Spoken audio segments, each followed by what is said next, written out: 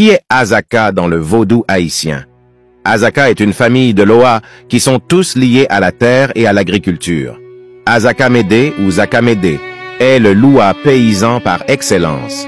Il s'intéresse tout particulièrement à l'agriculture dont il est le ministre. À cette fonction, il ajoute celle de directeur de l'économie nationale. Zaka est aussi le gardien des montagnes, le protecteur des voyageurs et un dieu de l'orage.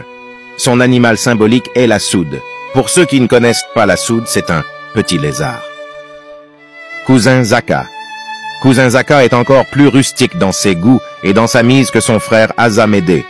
La fantaisie populaire lui prête tous les attributs d'un paysan des Mornes, la blouse bleue, les pantalons retroussés jusqu'aux genoux, le foulard rouge autour de la tête et du cou, le chapeau à large bord, la machette et le couteau à la ceinture, l'alfort, sacoche, en bandoulière et les pieds nus.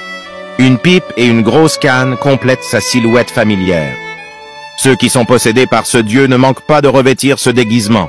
Transposé dans le monde des saints catholiques, Zaka est Saint Isidore qui, comme lui, est un laboureur que les chromos représentent avec une blouse bleue et un bâton, faisant sa prière au lever du soleil avant de labourer son champ.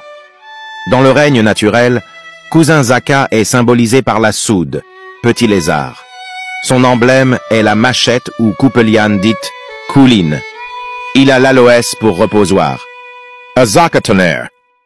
Azaka-tonnerre est un Loa du tonnerre dans le vaudou de Haïti. Ces énergies, autrement dit Loa, se ressemblent tellement. Il y a même beaucoup de vaudouisants qui pensent que Azaka n'est pas une famille Loa, mais plutôt un seul Loa ayant toutes sœurs attitudes. Ils n'ont pas tort, car ces Loa jouent le même rôle. Ces attitudes sont fortement similaires.